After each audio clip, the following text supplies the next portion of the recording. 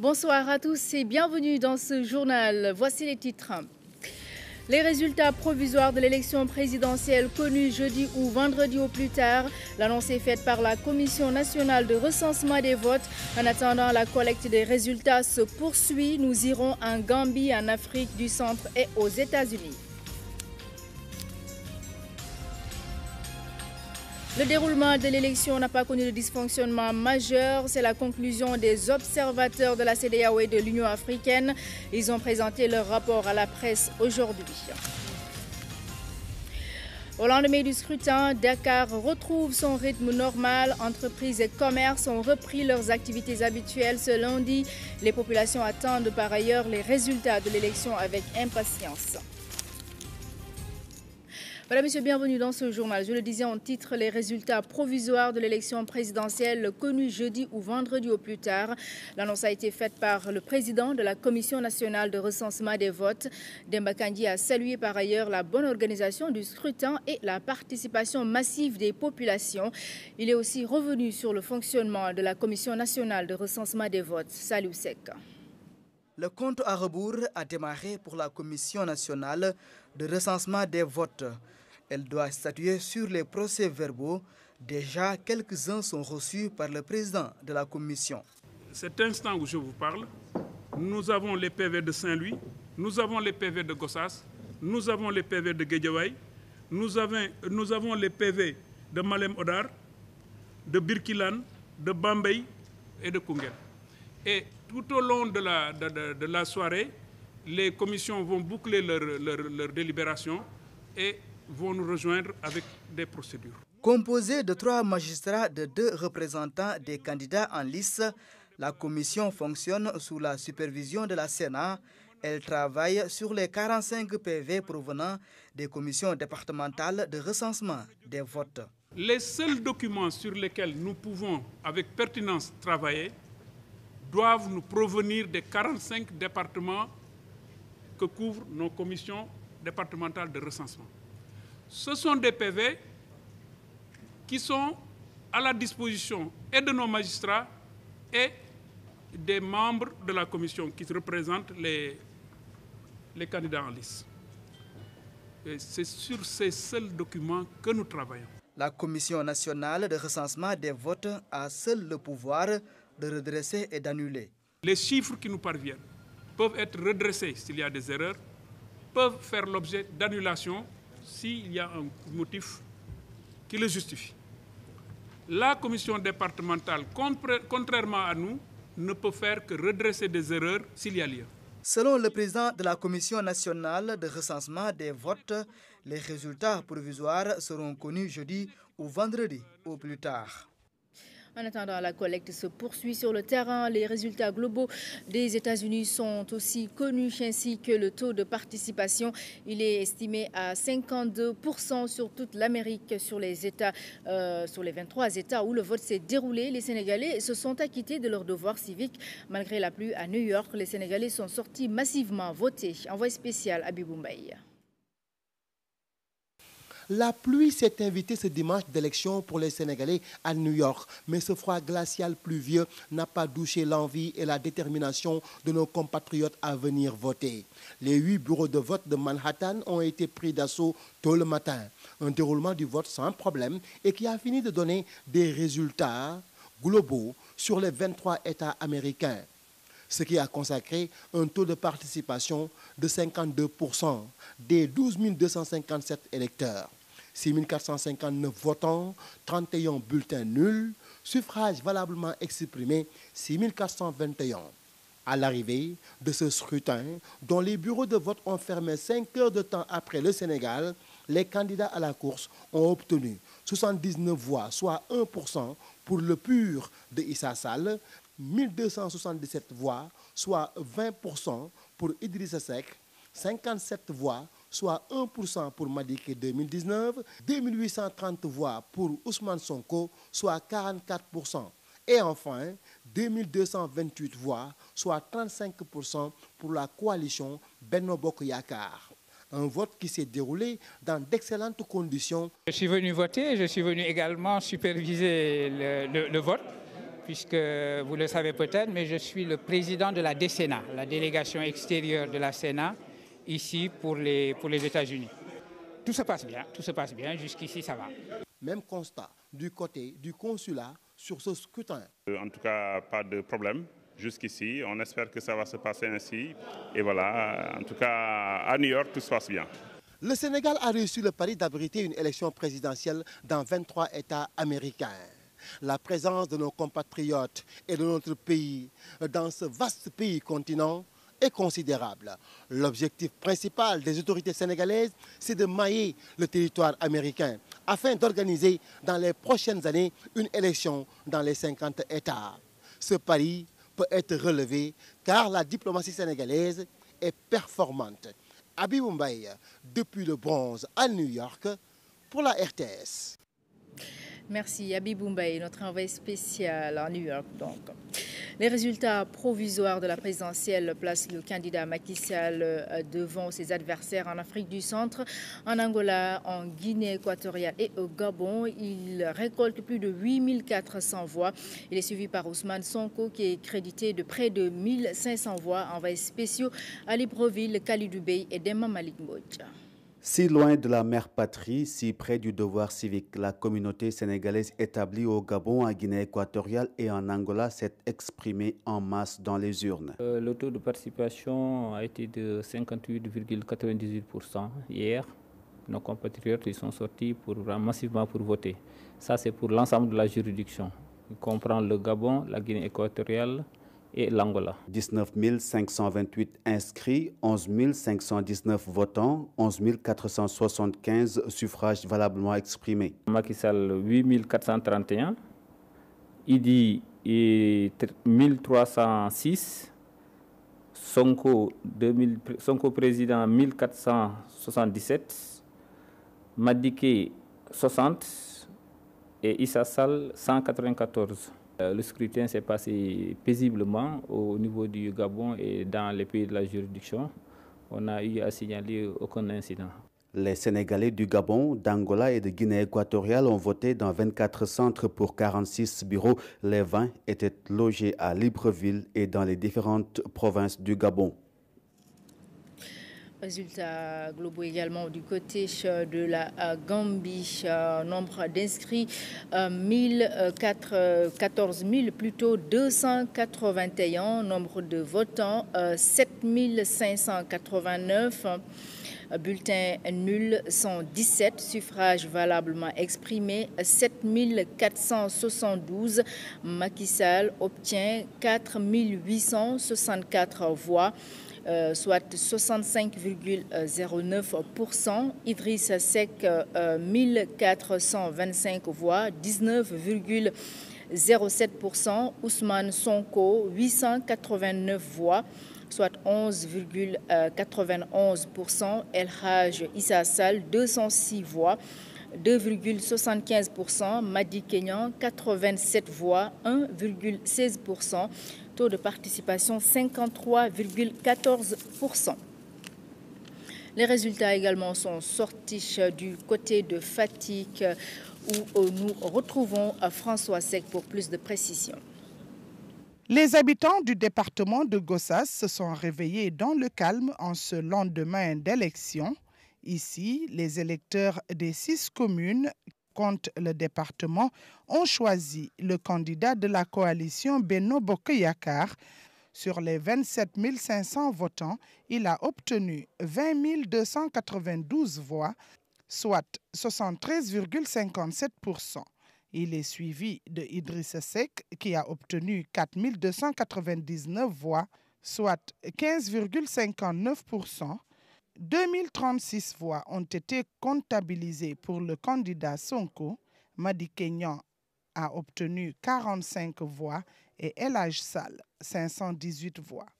Comme à Gossas, les résultats des départements de Foundiougne et Fatick ont tourné à l'avantage du candidat de Benno Bokk Yakaar, selon les procès-verbaux affichés dans les différentes instances départementales. En fait, ça s'est déroulé dans de très bonnes conditions. Donc les mandataires se sont comportés de façon très convenable. Donc le travail s'est fait dans la sérénité, dans le fair play. Donc il n'y a eu aucun contentieux. Vraiment, tout s'est fait normalement. Et puis les résultats ont été proclamés dans un cadre tout à fait normal. Bon, il y avait le représentant de Madiké qui était absent. Sinon, les autres candidats avaient le représentant ici. Seul celui de Madiké-Niang était absent.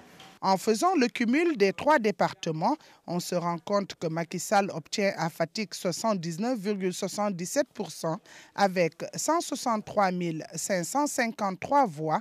Il est suivi de Ousmane Sonko, 19 280 voix, soit 9,40%, et Idrissa Seck, 14 574 voix, soit 7,10%.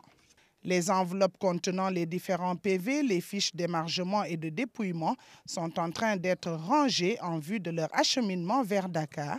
La Cour d'appel a jusqu'à vendredi minuit pour proclamer les résultats provisoires. À Kaffrine également, on a noté un bon déroulement du scrutin et le candidat de la coalition Benno Bokk Yakaar, Macky Sall, l'emporte dans la région avec plus de 114 000 voix. Retour sur les résultats globaux avec notre envoyé spécial, Maman Moussagna.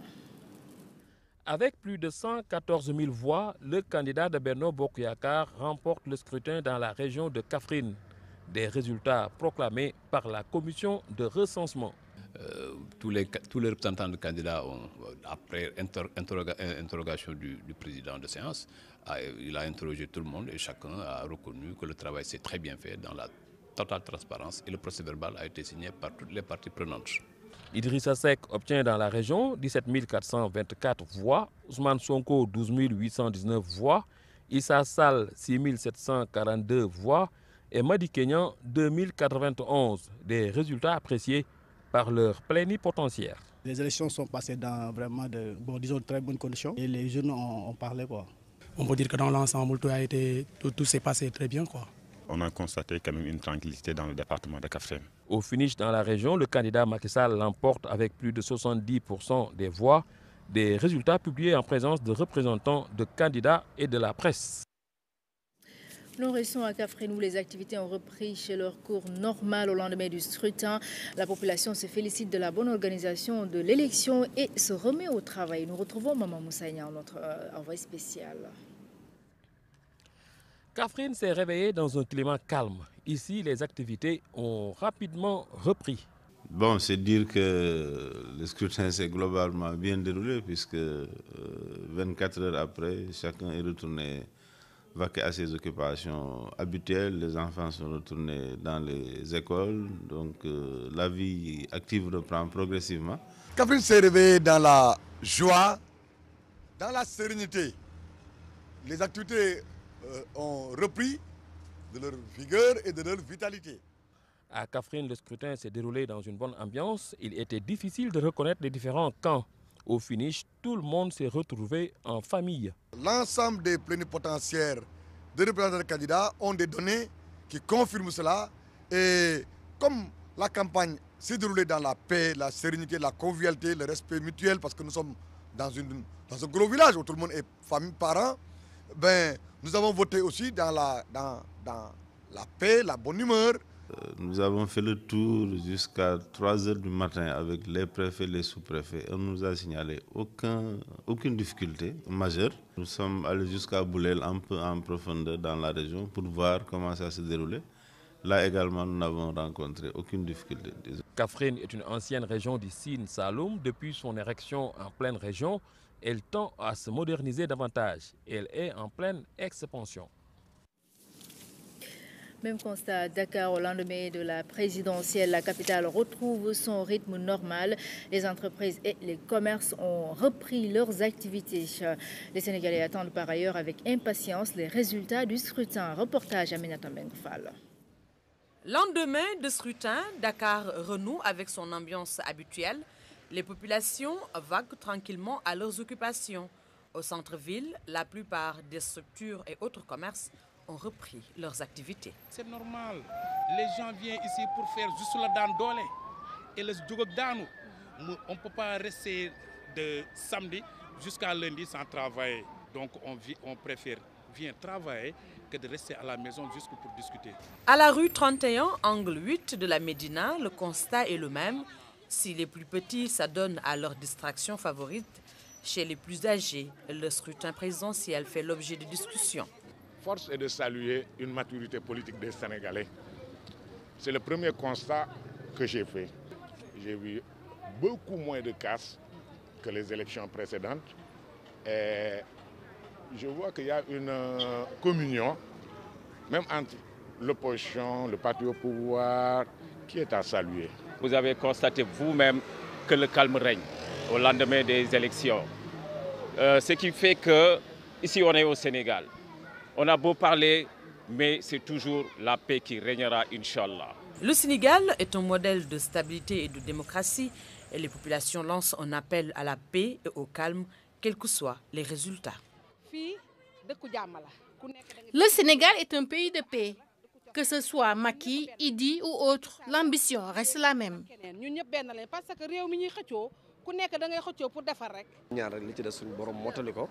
Que la paix continue de régner au Sénégal. J'invite également les candidats au fair play. La paix, c'est ce que tout le monde souhaite et nous prions pour que le vainqueur puisse accomplir tranquillement sa mission.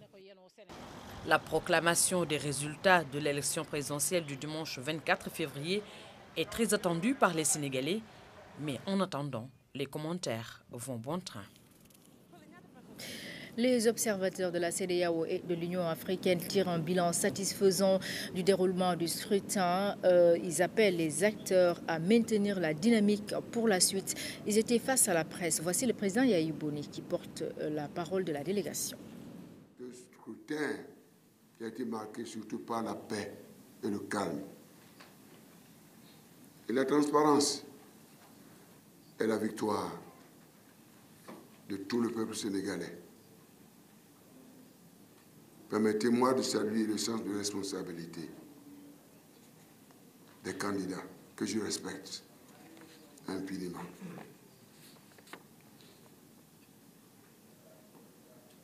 C'est vrai, ils ont posé le problème des règles du jeu.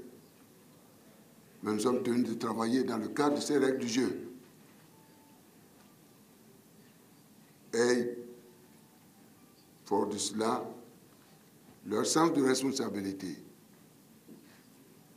les a poussés et leur patriotisme, n'est-ce pas, sur cette base-là, ou en dépit des commentaires qu'ils ont faits, ils ont décidé de rehausser la légitimité internationale de ce grand pays. Culture, c'est une tradition au FESPACO. La libation en hommage aux anciens, elle a eu lieu à la place des cinéastes de Ouagadougou, envoyés spéciaux Blaise Minkilan et Ndeye Aïdaya. La tradition a été bien respectée avec cette cérémonie de libation, 3 fois le tour du monument pour rendre donc hommage aux disparus. Parmi ceux-là, le cinéaste Idrissa Ouedraogo, décédé en février dernier. Si à terme, l'objectif du Burkina est de statuer tous les détenteurs de l'étalon d'or du Yananga, pour cette 26e édition, c'est le réalisateur camerounais Dikongé Pipa qui est à l'honneur.